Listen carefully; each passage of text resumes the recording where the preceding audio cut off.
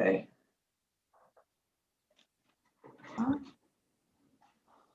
Oh. Cheers. Hi, Frank. Okay, well. Doug, your window sheds a lot of light. You're pretty dark. That's because we're having our windows replaced today. Oh, Matter of fact, they're banging away in the front right now. But I can move this. Yes. How's that? I don't know who that. Better? Much better. Better? Doug. there's Mr. Anderson. Yes. How's BC? Sorry? How's BC? BC is fine. Snow's finally gone again. I see this pandemic's bringing out a lot of beards lately. Oh, I had one before. I see Frank there too. Hey, Frank. So, Bruce, you've changed your name.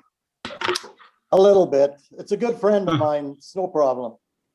Oh, Mr. Denwick. Yeah, How you doing? We're switching glasses. How you doing, Frank? Good. How Good. about you, Doug? Oh, good, yeah. Good to see Spending you. money. Holy smokes, look at Marty's beard. Oh, yeah. Okay, hello, Frank. I haven't seen you for a while. Hello, how are you doing? I'm well, thanks.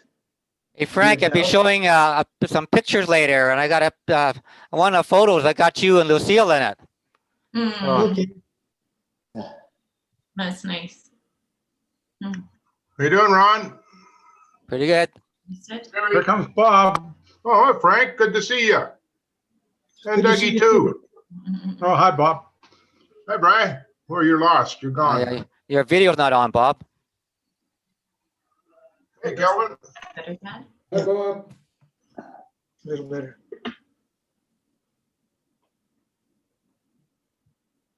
We're a lively group, aren't we? Well, I'm sure there's more ugly people coming.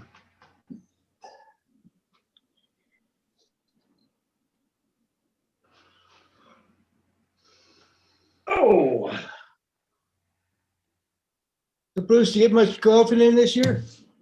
I still work at the golf course, so yes, I did very well.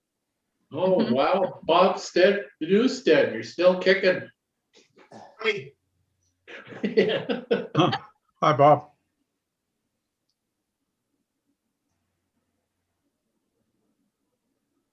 Hey, everyone. Hey, Dave. hi, Dave. Bob? All you retirees, you actually look younger now than when you worked at Northern. Is that what happens when you retired? All that pressure from the hard work we did. Mhm. Oh, yeah.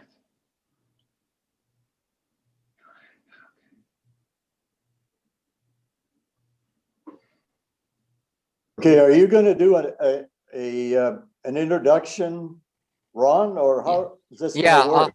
I'll give some opening remarks once we get started, just to explain to everybody what we're doing and what this seminar event's about. And then when I finish that introduction, then we'll start off the rounds of questions, and we'll go off with the first round, you know, with Calvin, Bruce, with Calvin, and then yourself, and then Jerry, and then we'll take the rounds again. Okay. Once we finish the 3 rounds, then I'll show some pictures, and then we'll open up for the Q&A. I don't know how long we should wait before we start. It's just 1:30 now. Probably need to give it a few more minutes. Hello, Elaine. Oh, they're muted. There we go. Hi, guys.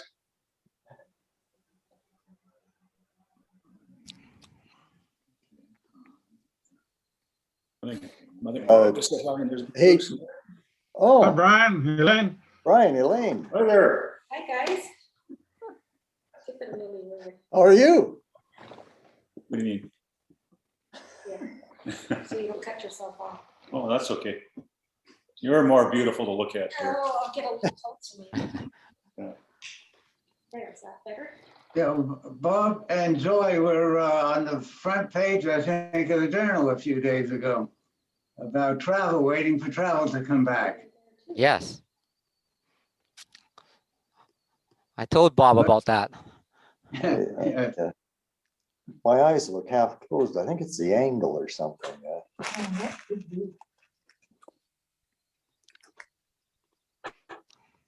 Is there something you can put those needles just under the back of that one?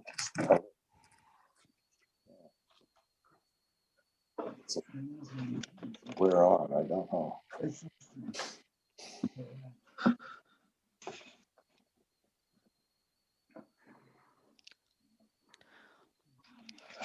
Well, I think we'll get ourselves started here. I think we're just past 1:30. Want to keep this relatively on time for those people recognize what time we wanted to start. Oops. Welcome, everyone. This is the first of a monthly seminar series that is part of the Northern Forestry Centre 50th anniversary. And for those of you who may not know me, my name is Ron Hall. I'm an emeritus research scientist, and I retired in 2016. I'm also the person that sends out emails and keeps contacts with the various retirees, and I see a bunch of them on here today. So this event will give a chance for a lot of retirees to see each other again, which is, I think, it's a great thing. So some of you may be wondering how this seminar series came about. And I was contacted by Stacy Sankey, who was working under the direction of Mike Norton and NoFC management, to look at possible activities and events that could be used in the celebration of the NoFC 50th anniversary of the Northern Forestry Centre. And, you know, if we go back 30, 40, 50 years ago, you know, a lot of the staff that worked way back then have long since retired, as some of you esteemed individuals that are here today, including myself. We've been away for some time already. So it seemed like it would be a great idea that if we could involve some of the retirees as they contributed or were part of the evolution of the Northern Forest Research Centre as it was known at the time during their career. So sending an email to a number of the retirees, you know, I know a lot of you we're looking forward to an in-person event. In fact, I think Bob Newstead among the first said, if we can get together and see everybody, that would be great. But unfortunately, due to the pandemic, that's not possible.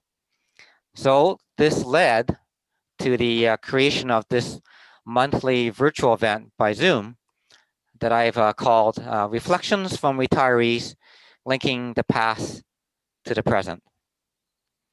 So what we will have each month over the number of months coming up is a presentation or an interview style that would be followed by an open Q&A. So everyone will have a chance to ask questions of the various presenters that come up from month to month.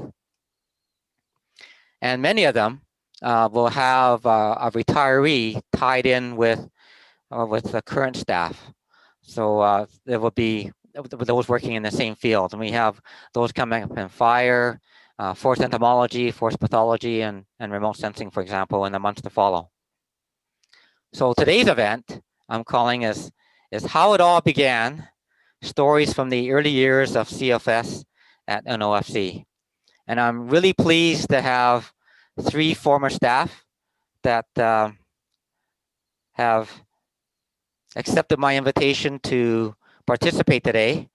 We have Bruce Robson, Jerry Klein, and Kelvin Hirsch.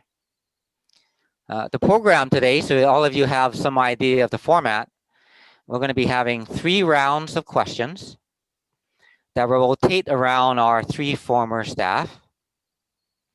Once we finish that, I have a PowerPoint presentation that I've compiled a few photos that will give a bunch of you some bit of a pictorial history. And then third, we'll open it up to Q&A, that you have an opportunity to ask questions of any of our three speakers. So if we'll start. I'd like to ask the first question to Kelvin Hirsch. Kelvin, could you introduce yourself to everybody and as to your functional role at NoFC, and when did you join? How many years you were at CFS, and when did you retire? And if I remember correctly, you started off with CFS from the Winnipeg office. Yeah, good afternoon, Ron, and everyone. Thanks for joining in. And Ron, before I begin, I just wanted to say thanks to you for organizing this Zoom event and all the other ones, and appreciate the opportunity to participate today. So, yeah, I actually started as a summer student in 1982 in the fire group at NoFC. And then went to the Winnipeg district office in 1985 to 90, and came back to NoFC to the fire group until the early 2000s. Yeah, at that time, I shifted more into the management and policy side of the organization, became a director in 2008, and then retired in 2017. So over the 35 years, I was able to work in research, tech transfer, policy, and management. So for me, there was never a dull moment at the office. Okay, great. So you were recently asked by NoFC management to help locate some information about the formation of NoFC. Could you share some of your findings of what you uncovered? Yeah, Ron, so back in November, Mike Norton and Stacy Sankey asked if I'd be willing to do some digging to see what information might be out there about the history of NoFC and the establishment of the center. And unfortunately, we couldn't get in to look at the archives, but the CFS publication site had a lot of good information. And then I had some conversations with staff who were working at that time. And what I learned was that the establishment of NoFC was really a coming together, a story of a dream and a design and a decision that all came together. And so the dream part actually came out of the Calgary office. And the Calgary office was established in 1948. And by the mid-1960s had roughly 80 to 100 staff working in 3 different locations in downtown Calgary. And there was even a small sub-office in Edmonton. And so the director at the time, Dr. Phil Thomas, worked with the staff to design a state-of-the-art forest research facility that would service Alberta, the Northwest Territories, and the Yukon Territory. And the idea was to locate it in Edmonton so it'd be close to the provincial government, to the university, and to the boreal forest where industrial activity was expanding. Now, the decision side of this story relates to the Winnipeg office. And the Winnipeg office was actually established in 1937. And in the mid-60s was about the same size as the Calgary group. And in the early 60s, there was a lot of federal support for forestry. But in 1968, the government changed. And in 1969, there were major budget reductions. And so at that point, forestry got the name the Canadian Forestry Service. And it was part of the Department of Fisheries and Forestry, or what some people call the Department of Fish and Chips. And so, interestingly, from several sources I read, the minister of the time was a lot more interested in his fisheries portfolio rather than forestry. So when it came time to make cuts, forestry was hit particularly hard. And I have a little sentence to read here from the 1969 annual report of the department. It says, essentially all establishments of the Canadian Forest Service were affected by these program and staff adjustments. But the most far-reaching change involved the merging of the forest research laboratories at Winnipeg and Calgary, servicing Manitoba and Saskatchewan and Alberta and the territories respectively. So in late 1969, the staff in Winnipeg and some in Calgary were informed they were laid off. Some were sent to other locations, and those who remained began making plans to come to Edmonton. And most of the staff moved to Edmonton in the summer of 1970 and then got themselves established. And the official opening of the center actually was June 21st, 1971. And this opening was actually a big to-do. There were several hundred people there for the opening, political dignitaries and senior bureaucrats from the provinces and the federal government.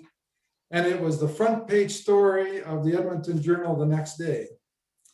There was also an open house that followed, and it was estimated that 7,000 people actually came through the center over the next 3 days to find out what it was all about. So there were a lot of other interesting little stories about the challenges of setting up the center and all that, but I think I'll stop there, Ron, and maybe we can hear from Bruce and Jerry and maybe other folks online during the Q&A can share some of their stories of the early establishment.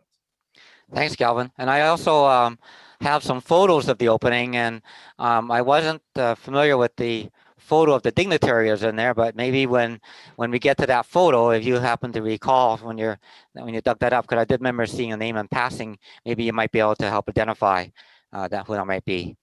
So Bruce, if you can unmute yourself, and I'll ask you start an introduction yourself.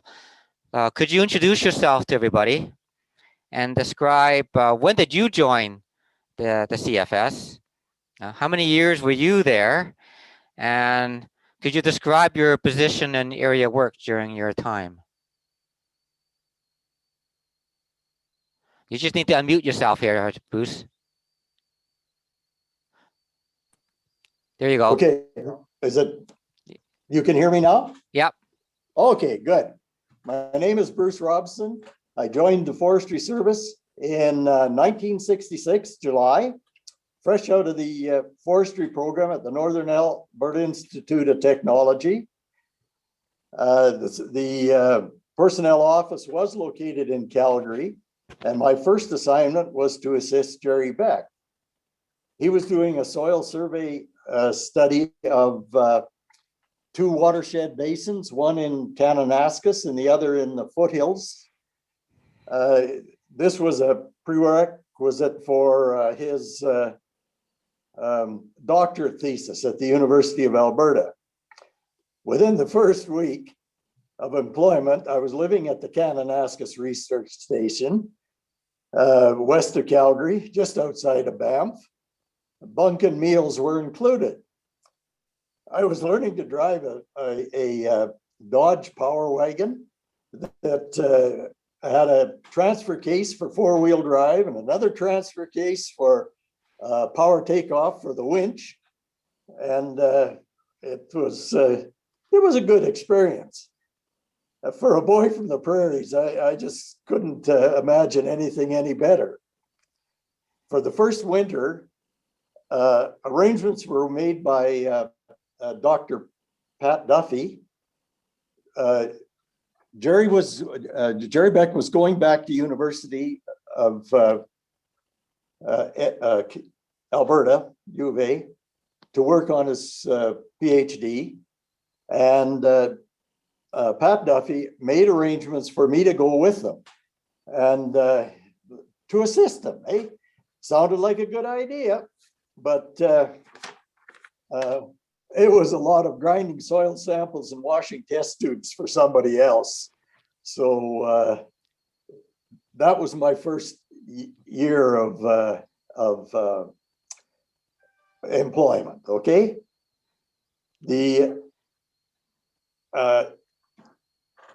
That's the introduction. I have something else for the second half of the question. Okay. Oh, sure. Let's talk about actually, like you were there at the very beginning of Northern Forestry Centre, then Northern Forestry Research Centre. So the answer to that is no.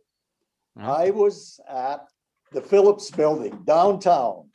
Yeah. Just north of the Cecil Hotel. For anybody that's that old, you can remember the lounge there.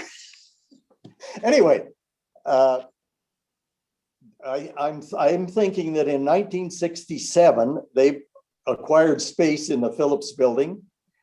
And what I had written down was the office was led by a couple of wily veterans, Harry Johnson and Jim Ridgway. I think new employees to the CFS were asked to relocate to Edmonton and use this office. Will Holland, Doug Allen, and Joe Seuss come to mind. And it wasn't until 71 that we gave up that office and I moved to the present location.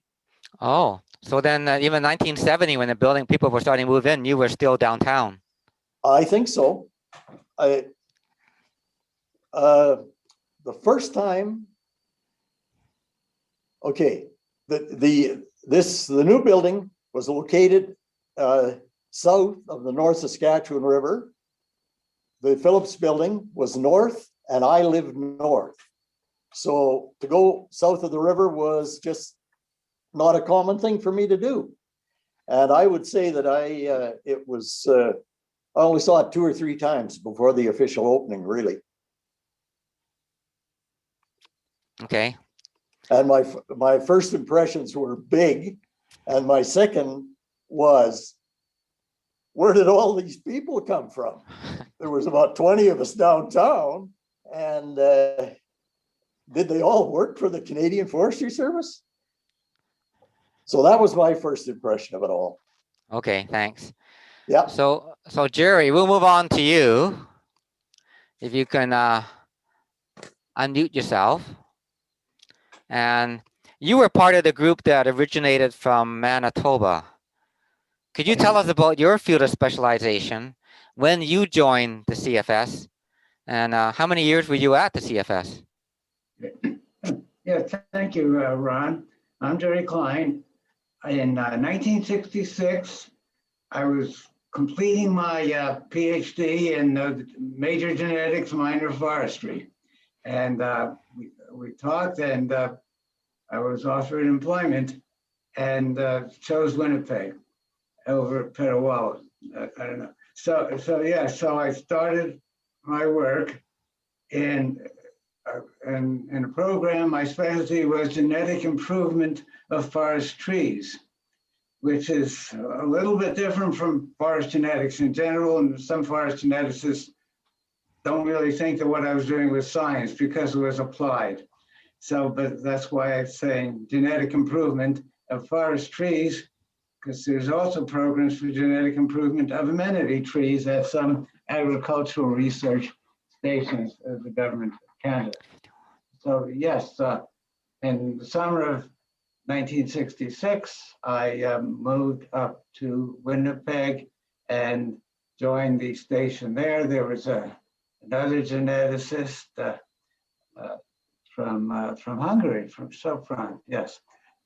So I started working in 1966 and developed a program for genetic improvement.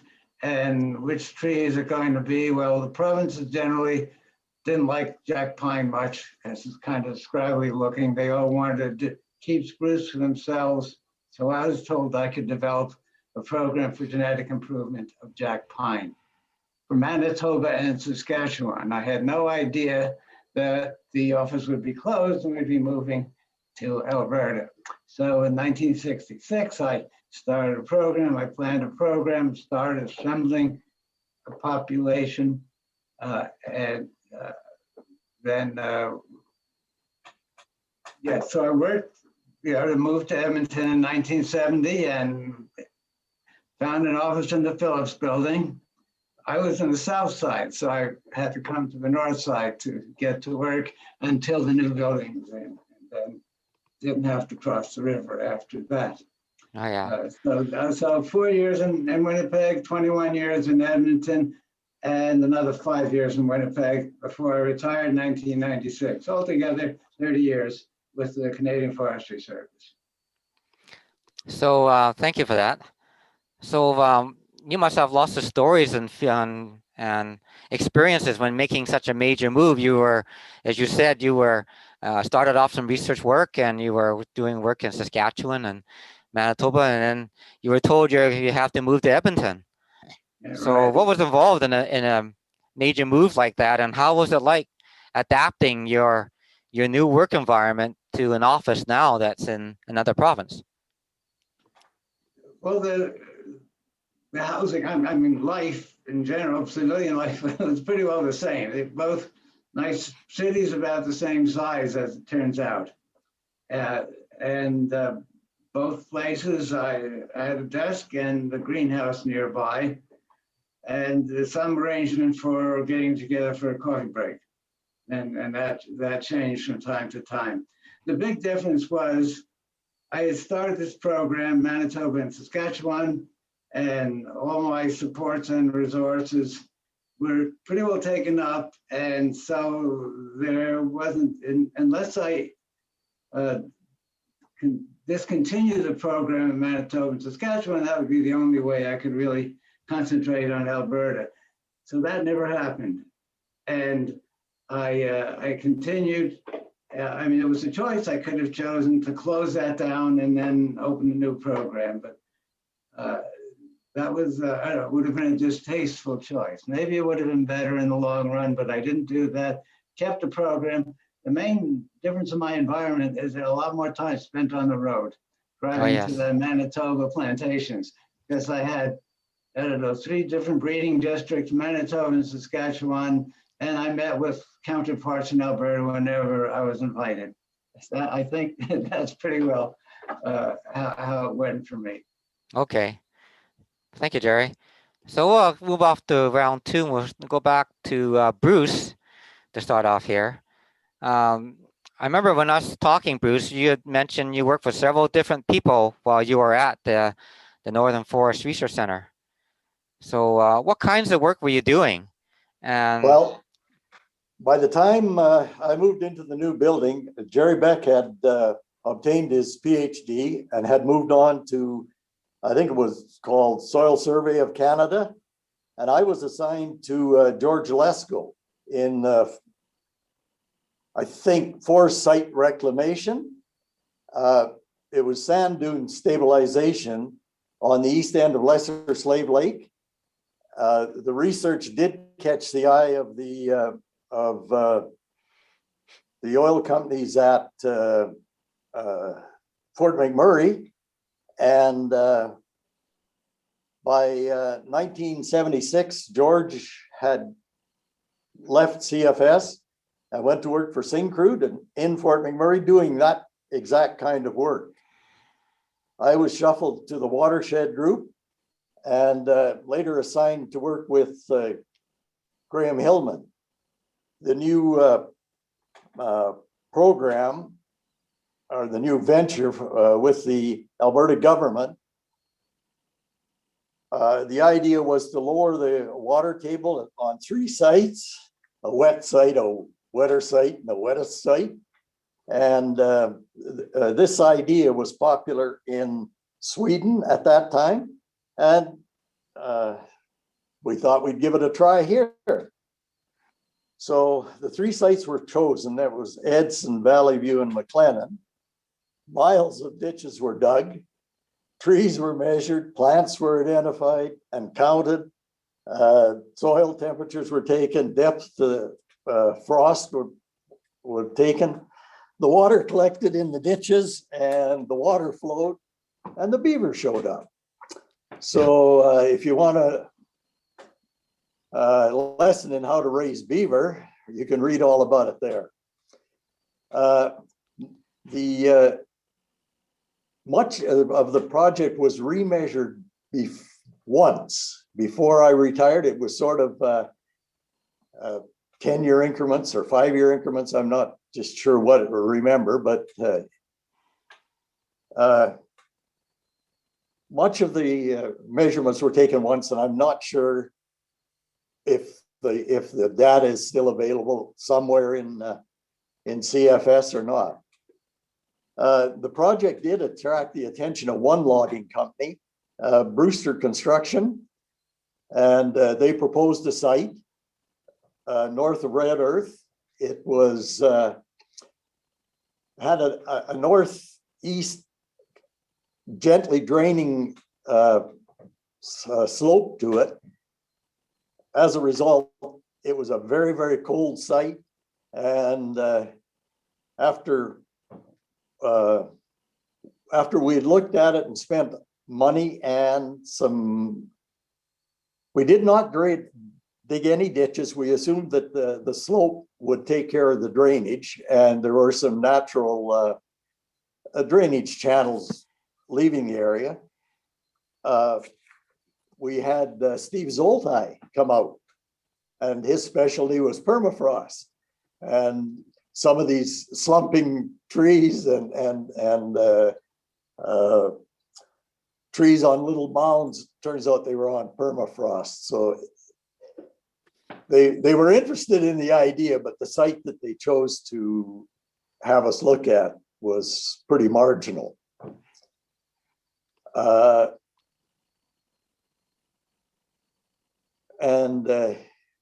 Yeah, I think that's about it for that. Okay. Well, if you look back over your years at CFS, what do you think, what stands out to you in terms of your work or your contributions to CFS at the time? What really stands out? Well, because I was a technician, I did have a variety of jobs to work at. And like with Jerry, it was a soil. So I was involved in digging the soil pits and collecting the samples and keeping them straight. Originally, we had them in sealers, to keep them, once they dried, to keep them from contaminating one another. And there was just a lot of collecting. I was the go-to guy to go out in the bush and get whatever you wanted. Okay, thanks. Okay, yeah. All right, we're going to move back over to Jerry. So Jerry, you need to unmute yourself. And so you talked a little bit about your research a little earlier. Could you elaborate on how did it evolve over your career? We start with assembling a population. So when I would get permission from the local district manager to cut down some of his trees, because we assembled a population by selecting trees, cutting them down. This was the first couple of years, collecting cones, labeling them, labeling where we found them, the geographic location. Of course, this is before GPS, so what road are we on and how far are we on it, okay? So that's very important. Hundreds of individuals, seed progenies, seed parent progenies, and we collected signs. So it's always had to be done during the dormant season, cold weather and winter. In fact, I went out with a technician or two in the winter, and we cut these trees, collected the cones, marked everything. And that's how we started. When we had done that in 3 different areas, in Saskatchewan and Manitoba, we grow the seedlings. Again, everything has to be labeled exactly what tree it is.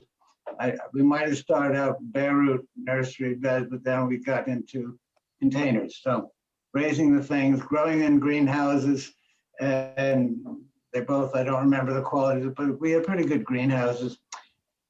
And then a couple of years later, getting the sites, preparing the sites, and establishing plantations. So kind of in the 70s, by this time I was in Edmonton and arranging a crew and establishing these plantations. From then on, we, at 5 years, at 5-year intervals, we would measure them, starting out with a meter stick, and when they were 15 years old to 20 years old, a guy with a telescopic pole and someone standing back and telling him when the pole and the tree were the same place. So through the years, planting, we're measuring, and we're doing analysis. Early on, I would send the data to someone helping me, a data analyst in headquarters. Then I picked up Fortran and then did my own programming. So that's how it went. And from collecting a population. So it was always the same program, beginning to end, but every couple of years it changed, evolved in what the activities were. And that was it. And now I did some other work cooperating with other forest geneticists in measuring older seed source tests, geographic variation studies from time to time. I helped out with those. I mean, there were plantations across Canada, including our region, and I looked after those. Okay, I think that's it answers your question. Sure. It's just sort of following on that line, like, you know, all of us as researchers, you know, when we defined our work, there's a government policy direction or source of funding or our perception of research and information needs at the time that kind of governs why we did what we did. So what do you think were the main reasons or drivers that govern what work you did during your time? Probably my situation is a little different because if they didn't want a forest geneticist, they wouldn't have hired me in the first place. That was the only qualification I brought with me. And I don't know what the management thinking might have been, and maybe it should have been made clear to them on my part that the nature of this work, tree breeding, and this is what I went into, genetic improvement of forest trees, it kind of never ends. I mean, if you shut it down before it's finished, you don't get much, there's not much return on it. And if you do continue, the return takes a long time. So I don't know, I'll give you the reasons why maybe they didn't continue it after 1996, because the payback is pretty good in more valuable plantations. However, the time from putting the money in until getting the payback is very long. I think that's all I've got, unless there's something I missed. Okay, But no that's problem. it. It's just yes or no to do the work. Mm-hmm. Thanks, Jerry. We're going to switch over back to Kelvin. So Kelvin, based on some of the information you uncovered about the history of CFS and NoFC, did you see any trends or patterns that might have persisted from before NoFC was established until what we see today? Yeah, Ron, it was interesting looking back, just not at the history of NoFC, but the CFS more generally. And there's two patterns that I identified. There were several others, but two I'll talk to. One was the kind of the pattern of growth followed by decline. So there would be support at the federal level for forestry, new programs, new funding, hiring of staff, things would build up, and then 10, 15, 20 years later, things would start to wane, programs would be cut, funding would be reduced, and staff would get laid off. Then a few years later, it start to build and fall. So this pattern of ebbs and flows actually covered the whole 80 or 90 years that CFS has been doing research. The other trend that I noticed was more science-oriented, and it was kind of the trying to balance curiosity-driven, ecological-based research with more directed research based on client needs, on what the forest industry was looking for and what policy was doing. And there was never all of one or all of the other, but there would be these shiftings that would occur depending on, primarily the leadership, but mostly in Ottawa, and what the federal government was emphasizing. So those are two patterns, Ron, from kind of seem to have existed a long time and are likely to continue to exist going forward. Thanks for that. I certainly remember some of those ebbs and flows that we've had. It was quite some disturbance and upset in the organization with people being let go, programs shut down, you begin reshifted along, and then you kind of work yourself along, reinvent yourselves, and off you go again. So I remember some of those. You indicated during our some of our conversations that there was a lot of information, some of the old publications that are available on the CFS publications website. Are any of those documents containing stories that you think would be of interest to those that are listening today? Yeah, Ron, I would encourage folks, if they're interested, to go to the CFS publication website and just put in a keyword or an author's name. And, you know, it's a really good search engine and you can find all kinds of interesting things. And I was going to highlight three reports. The first actually were a series of reports called the Northern Forestry Centre Forestry Reports. So not to be confused with the information report series, but these forestry reports were published 2 to 4 times a year from the early 70s to the mid 1980s. And each one focused on a particular topic: fire, silviculture, insect and disease, and so on. And they provided snapshots of the kind of work that was going on. They tended to be about 8 pages long and had almost like extended abstracts of what was available. So I think those provide a really good look at the work that was being done back then and how it evolved into the work being done today. The second one actually is an information report, and it was produced by C.L. Kirby in 1974. And it's about the Kananaskis Forest Experiment Station. And the Kananaskis Station was established in 1934 by the CFS, was 16,000 hectares in size, and has a really interesting history related to the Second World War and so on. And then there were dozens and dozens of research projects there, particularly world-class forest hydrology work. And the reason I wanted to highlight it is that at NoFC, in the hallway outside the Aspen room, there's still an artifact. And it's a large sign, probably 3 feet by 4 feet in size. And it's made of all of wood, it's hand carved, it's very intricate, and it's for the Kananaskis Field Station. And so I thought staff might say, why is this sign here? And, you know, they can go and they can connect to this report by Kirby, and they can learn about kind of the history and the ecology of the field station and make that connection.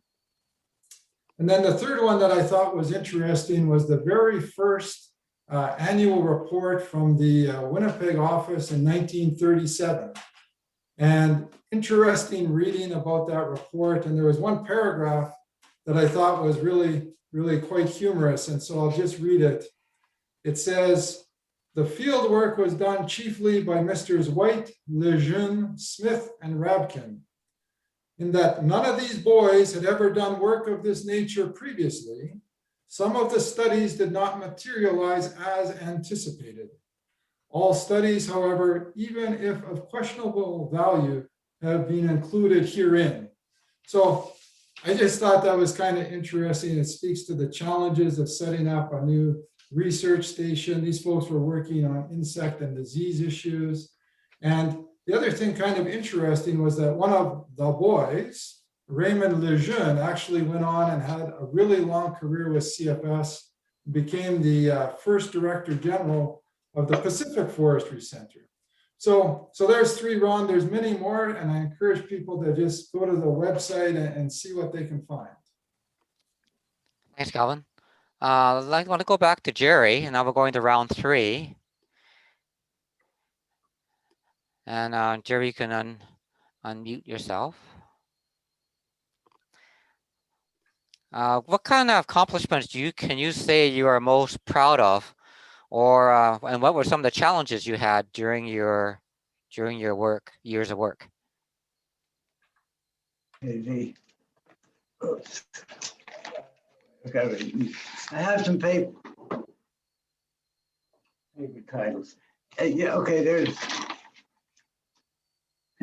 just anyway, 2 papers in high-level journals, okay, Forest Genetics and Sylvia Genetica at the end, like 1995, about a year from the loss of funding. 1998 already, I was outside. So these are, be just the last one, a plan for advanced generation breeding of jack pine. This is to help Manitoba, which I had intended to carry on with the program, although I never heard later. So these are the, accomplishments is some papers that were, of interest is one that's page 73 to 83. The other one's 362 to 375. So kind of the longest that they will allow, I think. But it's a complicated story, so it takes long papers to report on them, especially the best linear prediction. Takes some explanation.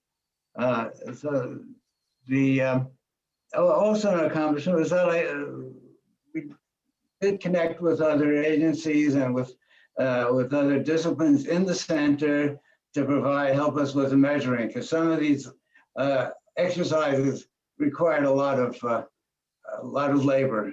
In fact, forest genetics, tree improvement is pretty labor intensive and lots of real estate.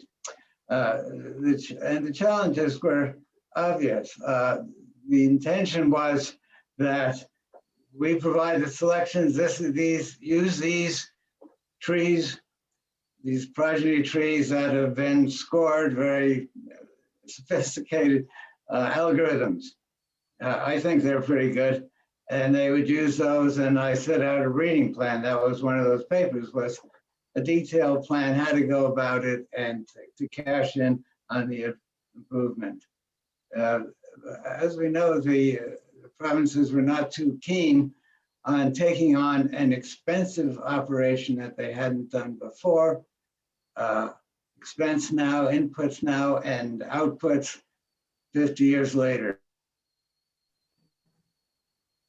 when items will be harvested and they'll be better. But who's going to be there? Who was there at the beginning? Those who make the investment and incur the cost aren't going to be the ones who get the credit. I think that is a regular situation for forest genetics, and I think other programs, forest genetics programs, are started with hardwoods or minor trees that look really interesting. Black cherry, this is tougher than we thought, and after a couple of years, the funding is lost. So that's a challenge, and it's nobody's fault. But as we know now, you've got to have a pretty good reason. You got to be planting 100 million a year, not 2 million a year. I think that was one of the challenges for jack pine in Manitoba and Saskatchewan. The productivity, we don't even know because there haven't been enough plantations, but probably not as high as, let us say, Douglas fir, the coastal Douglas fir, for example, or even the lodgepole pine of British Columbia, because of the volume of planting and the southern pine in the US. I worked a bit before I started with CFS in Texas with southern pine, and there's just enough of it there to keep up the interest and to keep the support going. So those are the challenges. Now, lessons, well, I think where I ran into problems was exactly the understanding of roles and how long it's going to take and what the costs and awards are. I suppose that's more of an issue for managers, but the workers, the frontline workers, if they're leading a project, I think need to be aware of the risks. And they vary. I mean, in some cases, the risk is low and the rewards are high. Other cases, it's a bit harder to judge and a bit harder to justify with any great confidence. So, okay, thanks, Terry. That's all I've got. Okay, Kelvin, we'll move over to you. Over the time that you've worked at NoFC, what did you find the most challenging and the most enjoyable?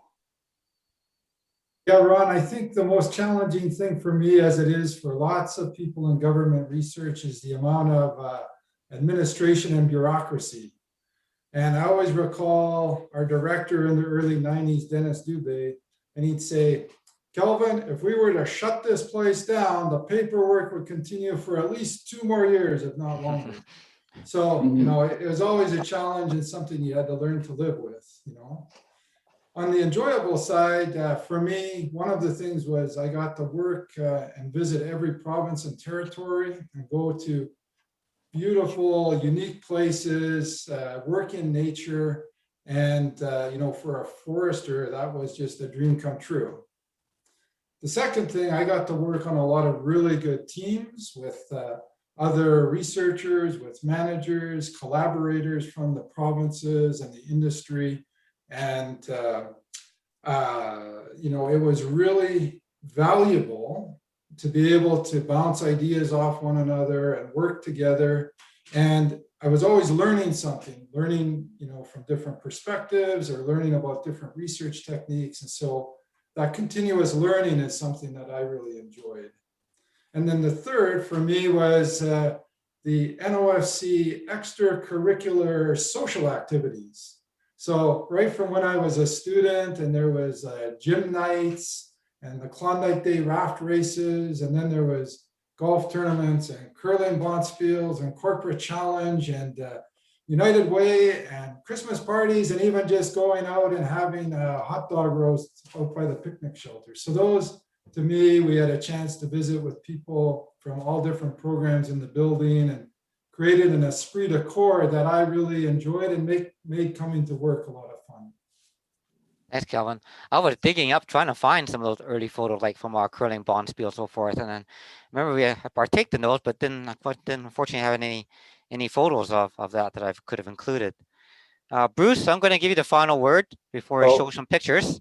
So any parting words of advice, recommendations, or thoughts that you want to have for the staff that sort of sums up your career and work?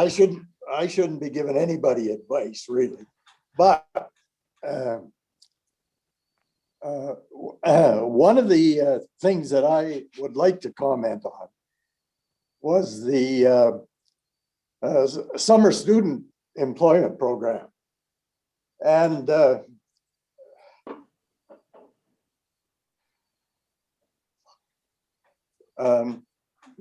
three names come to mind. In 1978 and 1979, we had a girl, Carol Rowland, an exceptional artist, and she could paint anything from memory. And what I liked about it was the people that were her friends when she left in '79, they all she gave us all a picture of our favorite spot. My spot was a beaver dam that I'd go in the evening to try and catch fish. So it was very kind of her. Anyway, the second one was Craig Copeland. He wanted to get into the fisheries program some way. Couldn't get a job there, took a job with forestry. He was an easygoing, personable, very strong, no complaints, great kid.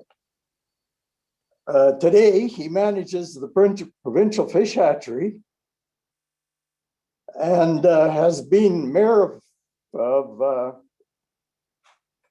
Cold Lake for many years. He's got a great personality, and he's been a real boon to the Alberta Fish and Game Association, a great speaker. The third one, it would be Lynn Conowalik. She was 17 years old when she finished her first year of forestry at the University of Alberta. She took a summer job with us, and lo and behold, came back for a second year. The last I heard, she's superintendent of forest in one of the BC forests, and I think it's Cranbrook. So very good. The last one was a girl, Susan Cassidy. this was on a University of Alberta CFS joint venture. And she was just a good person, very sociable. And I believe today she's the director of the food inspection for Western Canada. So we've had some pretty good students around, and it's just nice to see that some of them were good people. The other thing I would say about this is with a little planning, it was a great life. Sure, there were some awkward moments. They passed, they will pass, stick it out, because the reward is a pretty good pension plan.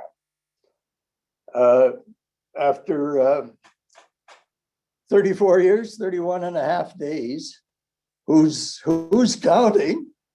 Well, it was Ron Chewy that was counting. It wasn't me.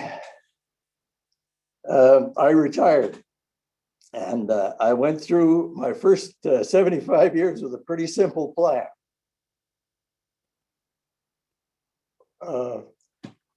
One house, one job, and one wife.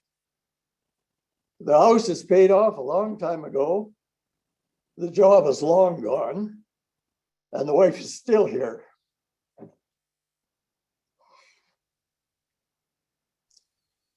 It couldn't get any better than that. Thanks a lot, Bruce. That's a good way of wrapping it up. Thanks, and I think we all have some stories of some young people that have come along our time as students or term employees or casuals that have gone on to do great things. So that's a great way of presenting that and wrapping up what your summary is. So I'm going to share my screen and go through a photos, bit of a historical review. And I hope you all can, oops, what happened?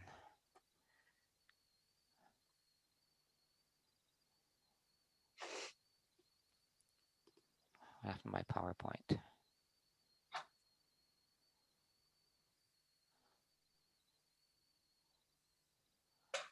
Just give me a second here and get my PowerPoint going. I had this up.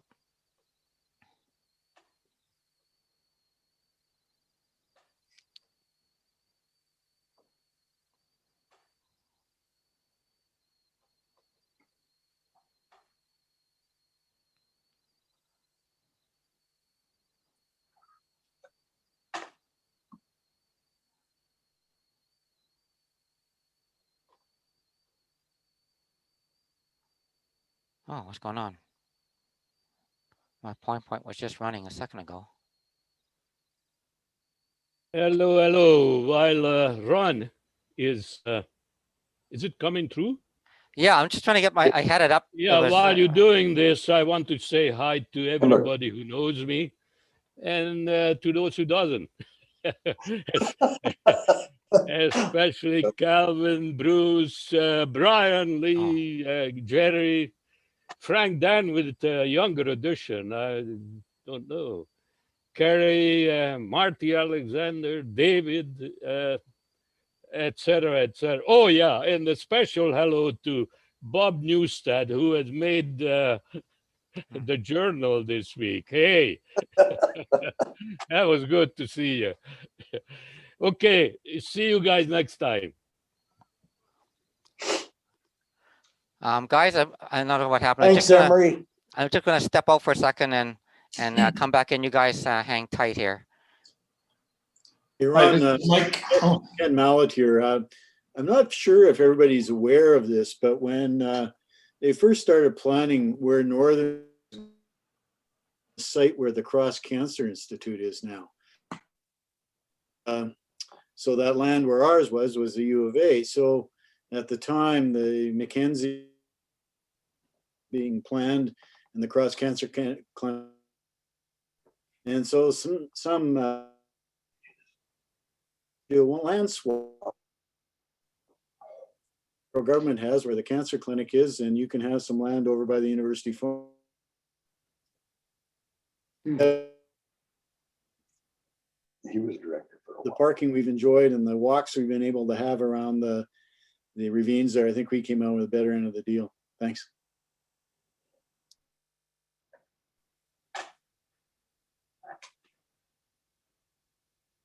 Yeah, Ken, one of the stories that Stan Lux told me was when they first decided to go to that site where the building is now, they put up a sign, sort of future home of the research center or something.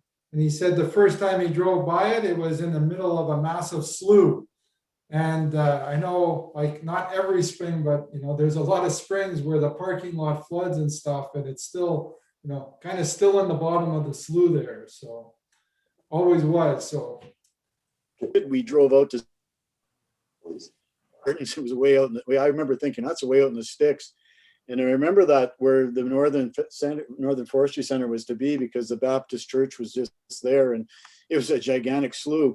And then years later, fast forward 40 years later, we were renovating the basement, the kitchen area, and they remember they dug a hole. They were going to put a new sewer line in there, and it was only supposed to take a day or two. And it would have taken months because there was this steady stream of mud flowing under the building.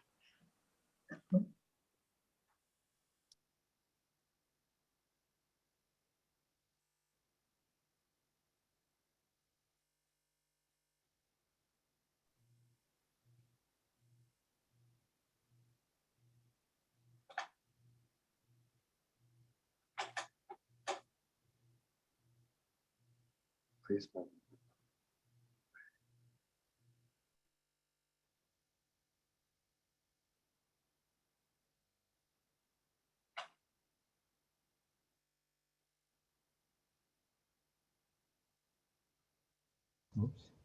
Are you guys able to see my screen? Yes. We Yeah. have a picture of the building and the sign, if Okay. that's what's on your screen. I do have a little sign in the middle that says, please move the window away from the shared application. Yeah, I had this working just fine earlier. Your screen sharing. Is it, Kelvin, can you confirm, are you able to see my PowerPoint? yeah, I can see it, Ron, and that little window's in the middle, but it might not go away. So maybe just cycle through what you've got, and we'll make the best of it. This one's window away from it. I got this on a dual screen here. It's the issue. But I'm not sure what happened to my laptop. I had a little crash there. Anyway, so yeah, so see if anybody might help to disappear. This is a few photos I assembled together when I was trying to prepare something for this event. And this is the artist's conception of what Northern Forestry Centre was going to be looking like. How can I get rid of this? Move this window away from the shared application.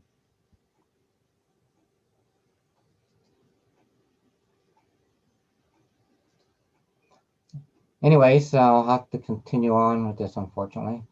Ron, maybe close all other applications that you have in your taskbar. Maybe closing other application will remove that window. Oh, what? It was. That's good tech support, Guillermo. What?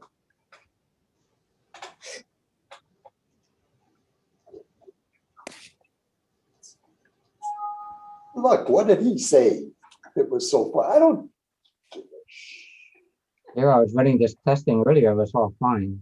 But yeah, I have a lot of it now at the moment. But I don't know that's going to make the difference. So. It's looking good now, Ron. That sign is gone. Okay. Anyway, this is the photo of the building in 1978. And there's a few photographs of the building during its construction and various stages. This was part of the grand opening that was taken that Kelvin referred to earlier. And there was a couple of photos that were in color, and you can see the gala. There was even RCMP officers and so forth there. As Kelvin mentioned, the official opening was quite well advertised. It was in the Edmonton Journal and various other reports that were advertised there. And Kelvin, do you know anyone who might have been the person that was doing that announcement in the photo on the right-hand side? Yeah, Ron, I'd have to look up his name, but he was the minister's parliamentary secretary, because Yes. the minister actually was not available to come. And as I mentioned, that was forestry wasn't his favorite thing, so he sent his parliamentary secretary.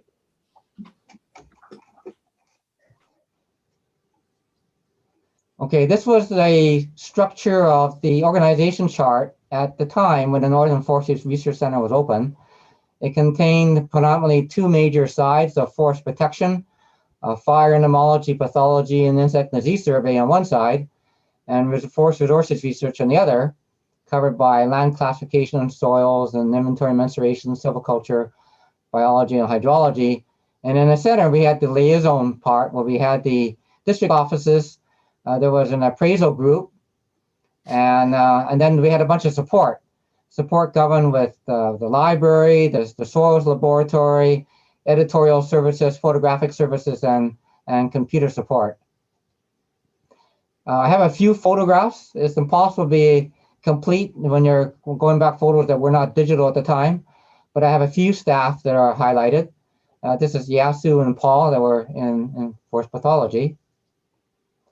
Bob Stevenson and others in Yash Clara on these photos. Les Carlson and then I asked Peter Inglefield for help on this one. It was just called the Fire Lab or Burn Lab. He called it was just the Burn Lab, so that's what I labeled it as. And these were a few photos that I uncovered when I was pulling this together. I had some help putting some of the names to this. On this slide, we have a number of names. On the left-hand side, there were people involved having a meeting here. And the physical land classification group on the right with Will and Zoltan on the right. Bill Chow was our main computer analyst, and we had the PDP 1160 mini computer, which was the big leading edge system at the time. And you know how things have evolved following that. We've had a tremendous amount of evolution in technology during that time afterwards. There was some help for names for this by Elmer on the left and Dick Wong, well-known entomologist in his time. Ivor and Bob. I had found an old photo I had in 1978 with a color additive viewer, and Rick Hurdle, and he was always the big in electronics in his work.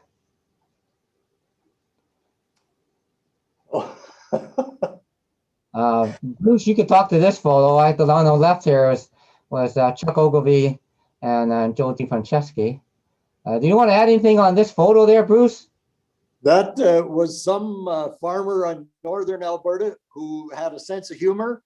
He had planted 3 or 4 little trees, and on one of them he had bananas, another tree he had oranges, another tree he had, say, a group of cherries. And I don't know whether he was making fun of us or whether it was just his own humor, but we snickered every time we drove past his property. So you're pretending you're going to cut it down. That's right. We had a float back in 1994. I imagine I was part of the Klondike days way back then, in front of the Pink Palace downtown. There's a photo of Kelvin and Andu. Kelvin in the field and Curtis in the lab. The one photo I managed to find of Ian Corns. This was a photo taken during the Carbon Conference, and Mike Flanagan and Richard Carr shows up in these photos. Here's another photo with Bruce and Cecilia Fang, and I actually just reached out to Cecilia today and managed to add her to the retirement list, but she unfortunately wasn't able to join today. We had greenhouse improvements back in 2001, and El Nanka was a big part of the greenhouse at the time. Found a photo of with Dan McIsaac and Rick Hurdle. Another one very colorful on top of a tower with Rick, and thanks to Ted for these photos. And a few more historical photos of Ted and with Rick. And there were a number of award events. Some of you look closely can find yourselves in them.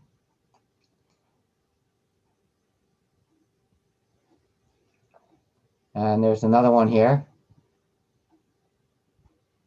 In essence of time, I won't go through all the names. I don't think I could do everyone. I could do a lot of them, but maybe not quite all. But you know, as was mentioned by Kelvin, it wasn't all work. We had fun as well. This was one of our Halloween parties. I don't remember the year, probably in '79 maybe. Derek Johnson might know. He's front and center there. The more recent one with Halloween party with Judy Samoil and Lauren West and Diana Borland down the bottom there.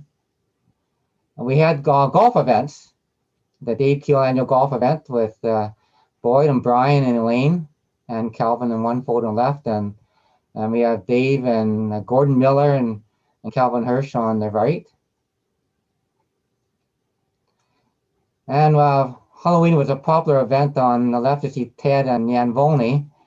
The right with Calvin, I believe that was a corporate challenge event. If I'm is that correct there, Calvin? And corporate challenge, I wanted to find something a little earlier, but didn't have an earlier photo. And I have a few photos though from our 2011, the 40th anniversary. This is Dave Keel and Hugh Stewart, Graham Hillman and Elaine in their back. And here's the barbecue we had afterwards. Ken Mallett's on the left, and hidden in the smoke is Lauren West. And then Lorraine Gilmore and Sandy Hardy on the right. And then on the right-hand photo, Tim Sheldon doing the announcements and speaking engagement for that anniversary event. And I just noticed in the photo that Pete Thibodeau, Andrew, and Derek were also in the photo. A few more of the 2011 event with Joe and Derek Sitters. And I like this next photo because there was one where I found several retirees. I found Frank and Lucille Denwick, and Ross Waldron, Pete, and Debbie, and all of those are retirees. And Lucille, for some of the retirees, knew that she was the person who looked after our contact list for the retirees for a lot of years. And then when she passed on, which was really unfortunate, she was such a lovely lady, it passed around a bit, and I took over that list a little while ago. I end with a couple of group photos. This was one I found for 1999, part of the anniversary. And the latest group photos within the 40th anniversary. I guess it'd be a little hard for us to create one for our 50th anniversary, given our distancing, but maybe later in the year, hopefully we might have a chance to get together. And I just wanted to end the photos with a few acknowledgements. You know, trying to assemble a number of photos takes considerable effort, and especially since a lot of earlier photos are not all digital. So I had some help with finding photos and identifying some names, and so I want to thank those of you who helped out with that, and have made a number of phone calls of assembling this together.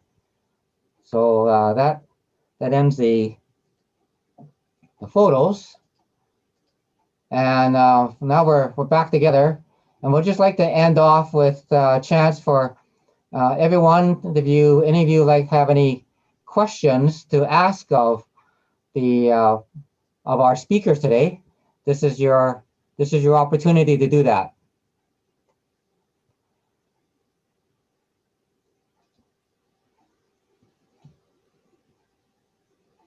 And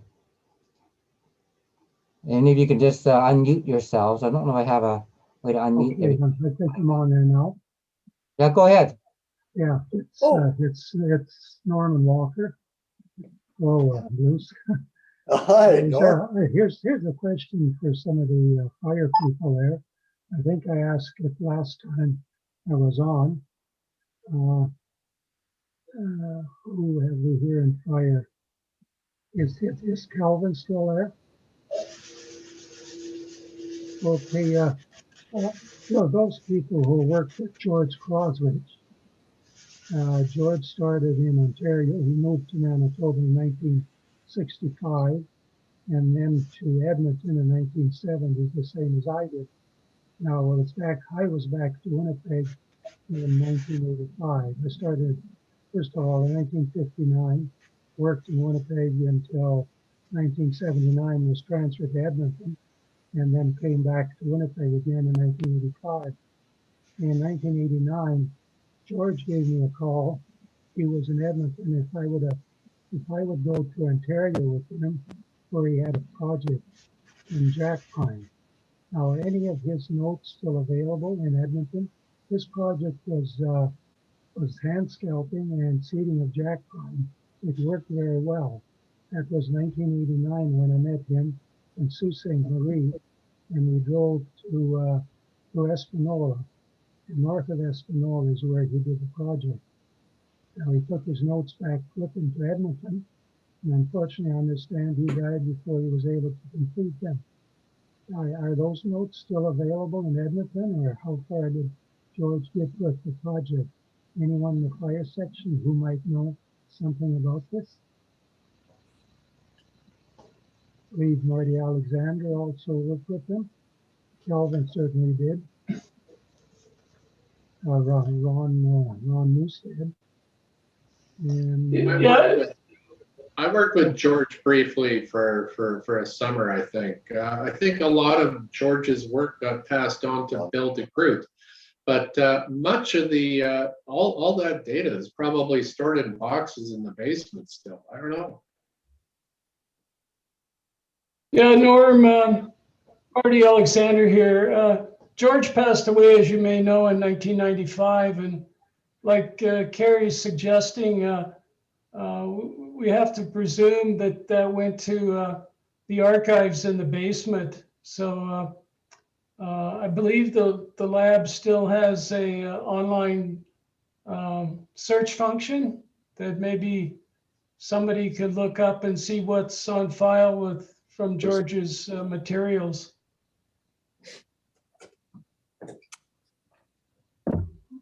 Well, what would be very nice if somebody could complete the report here in Manitoba, in Sandyland, southeast of Winnipeg.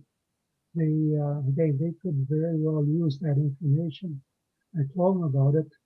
The forester down the southeast said that they have more planting areas prepared than they can actually plant. As I suggested to him this work of George Croswich, where they could do some hand seeding.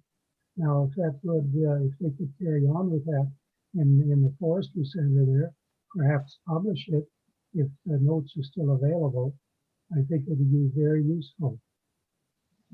Well, maybe we can talk offline, Norm. I have your email. I'll get a hold of you. Yeah, sure. That'd be okay. Does anyone have questions for any of our speakers that we had today? Or any stories they'd like to offer? Uh-oh. I remember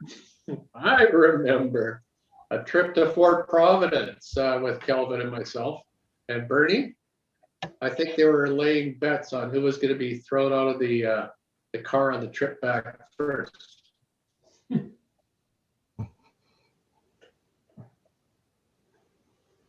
Hi, this is Mike. Hi, Kevin. Kelvin, this is Mike here. Good to see all of you again. It's been quite a few years. Ron, one of the stories that I was told, I don't think he's on the call. Stan Lux told me when I was talking to him, though, it was kind of interesting because he said he was involved with packing up the Calgary office and moving people into the new center. And so I guess most of the staff were pretty good about packing up their own materials, and then it would get all moved. But there were some people who refused. So then Stan had to go in and pack up people's offices. So he said then when they got to Northern, instead of putting all the boxes for person X in their office, they put them in all these different locations around the building. So the person would have to spend like 2 or 3 weeks going around finding their stuff and bringing it all together. So I thought that was a pretty good story. You know? Sounds like Stan. Yeah, unfortunately, he wasn't able to join. He was going to be one of our panelists, but his iPad crapped out on him in last November, and so he hasn't replaced it, so he declined in participating. I have a question in general, no one in particular, but it could be that Jerry Klein or Herb Sereski might be able to answer this. As I understand, when the news came that Winnipeg folks and Calgary folks were going to be moving to Edmonton, not everyone was happy about that, and certainly not everyone moved here. Some portion of them did. Some went on to other CFS centers, and some moved to other jobs or retired. Are there any stats out there about what percentage of the population at the Winnipeg and Calgary labs actually moved to Edmonton?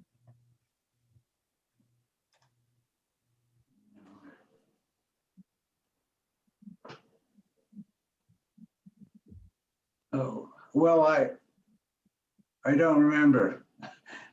I didn't know. I was one that moved. I know.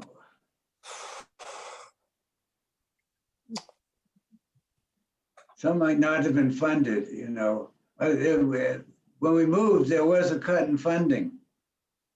And that might be why they weren't invited to Edmonton. No particular reason except didn't have priority, but I was offered, I was invited and I went.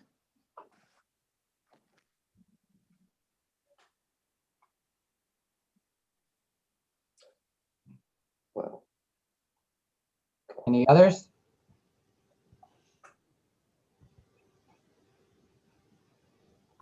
So we're still waiting for Kelvin to tell us about his truck. Yeah, my truck is kind of that's my own interesting story. So when I worked in Winnipeg in the district office, I bought a 1986 GMC S15, brand new, the only new vehicle I've ever bought in my life. And it lasted for till 2014. And it was so rusted out that I used to park it next to the Director General. At the time, he had a BMW, and I'd park my truck next to it so people didn't think that civil servants got paid too much money. So, and then when it finally rusted out and the muffler fell off it on the way home one day, I promised my wife I would get rid of it. And so when it left the CFS, I soon later left as well. So.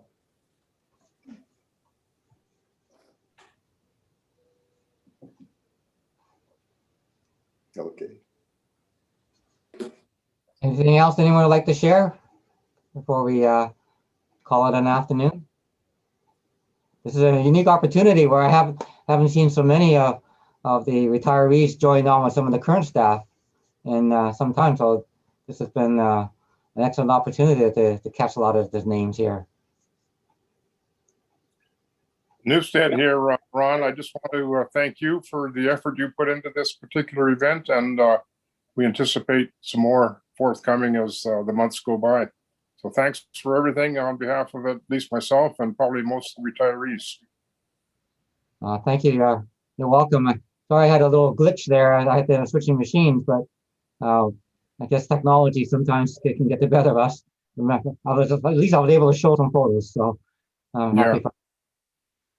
All right, well then I'll call this an afternoon. Next month, I'll be sending an email out on March 25th. It will be the fire information systems with Brian Lee, Carrie Anderson, Rod Sutterby, Richard Carr, and John Little, and any others that Peter joins in this group. And that will be March 25th at 1:30. And each month I'll be sending out a notice to both the staff as well as the retirees about the next event that comes up. Until then, take care, you all. Keep safe, and we'll You too. catch you in the next one. Hey, thank you, everyone. Bye now. Thank you all. Whack.